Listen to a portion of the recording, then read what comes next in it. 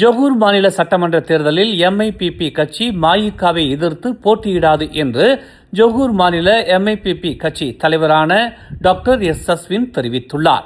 Johor மாநில பெரிகாத்தானின் உதவி தலைவராகவும் இருக்கும் டாக்டர் எஸ் அஸ்வின் மஇகவுக்கு எதிராக எம்ஐபிபி செயல்படாது என்றும் மஇகவை போட்டியாளராக எம்ஐபிபி கருதவில்லை என்றும் தெரிவித்துள்ளார்.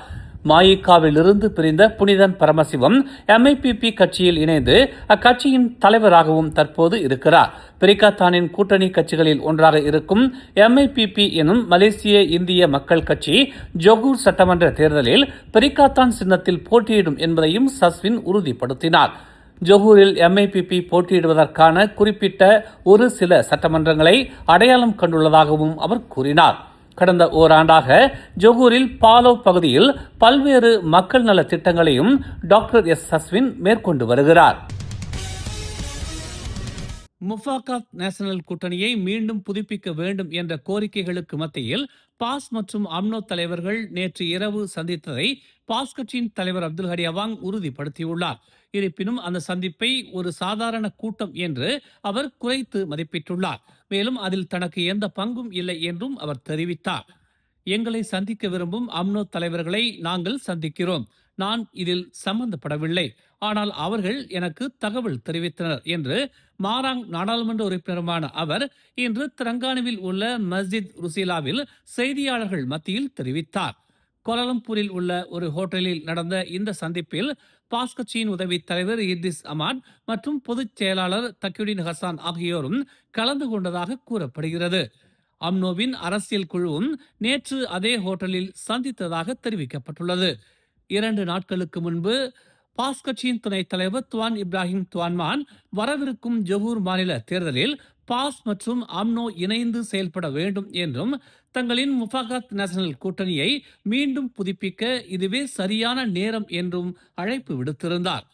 தனது பெரிகாத்தான் நேஷனல் கூட்டணி கட்சியான பெர்சாத்து உடனான உறவை பாஸ் கட்சி மறுபரிசீலனை செய்து வரும் வேளையில் இது நிகழ்ந்துள்ளது. உணவகத்தில் 22 வயது இளைஞரை கொடூரமாக தாக்கி கொலை செய்ததாக நம்பப்படும் 7 உள்ளூர் இளைஞர்களை காவல்துறை கைது செய்துள்ள நிலையில் அவர்களுக்கு எதிரான நீதிமன்ற காவலை நீட்டிக்கும்படி இன்று பொந்தியான் மஜிஸ்ட்ரேட் நீதிமன்றம் உத்தரவிட்டுள்ளது.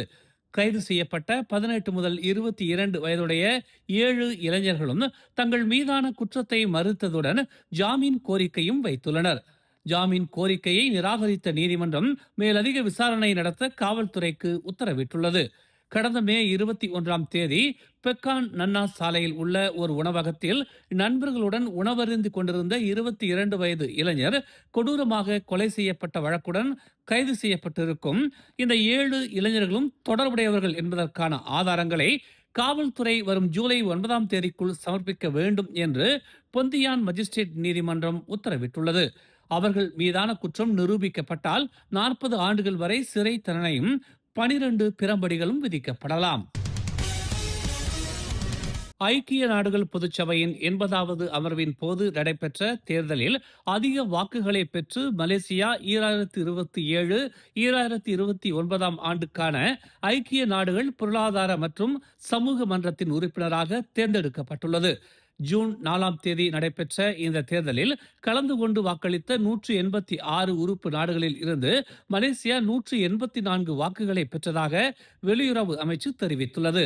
பன்முகத்தன்மை, நிலையான வளர்ச்சி மற்றும் சர்வதேச ஒத்துழைப்பு ஆகியவற்றில் மலேசியாவின் தொடர்ச்சியான அர்ப்பணிப்பின் மீது சர்வதேச சமூகம் வைத்துள்ள நம்பிக்கைக்கு இந்த தேர்வு ஒரு வலுவான சான்று என்று அமைச்சு கூறியது.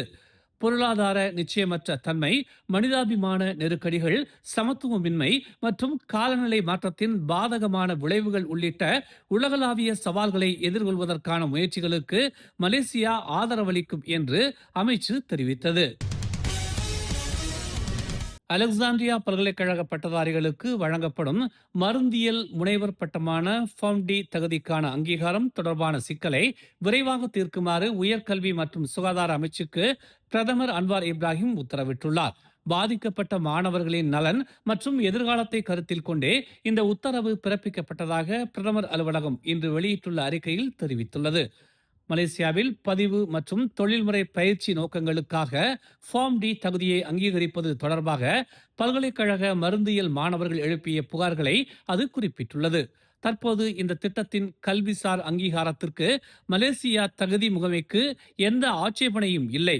இருப்பினும் ஒரு மருந்தாளராக பதிவு செய்வதற்கான தொழில்முறை அங்கீகாரத்திற்கு மலேசிய மருந்தியல் வாரியத்தின் பரிசீலனையும் ஒப்புதலும் தேவைப்படுகிறது. எனவே மருந்தியல் தொழிலுக்காக நிர்ணயிக்கப்பட்ட தொழில்முறை தரங்களில் சமரசம் செய்து கொள்ளாமல் மக்களின் எதிர்காலத்தை பாதிக்கும் ஒவ்வொரு முடிவிலும் நீதி, கருணை, ஞானத்தை கோரும் மடானி கட்டமைப்பிற்கு இணங்க உயர்கல்வி அமைச்சும் சுகாதார அமைச்சும் இப்பிரச்சனையை முழுமையாக தீர்க்க வேண்டும் என்று பிரதமர் அலுவலகம் தெரிவித்துள்ளது. ஜொகூர் மாநில தேர்தலில் டிஏபி கட்சி 15 சட்டமன்றங்களில் போட்டியிடவிருப்பதாகவும் அக்கட்சியின் 15 சட்டமன்ற வேட்பாளர்களின் பட்டியலும் சமூக வலைதளங்களில் பரவி வருவதாகவும் தெரிவிக்கப்பட்டுள்ளது. அப்படி கசியவிடப்பட்டிருக்கும் பதாகையில் டிஏபி கட்சியின் 15 வேட்பாளர்களின் பெயரும் இடம்பெற்றுள்ளன. இந்த வேட்பாளர் பட்டியல் அதிகாரப்பூர்வமானது இல்லை என்றும் போலியானது என்றும் ஜொகூர் மாநில டிஏபி தலைவரும் துணை அமைச்சருமான தியோனி சிங் விளக்கமளித்துள்ளார்.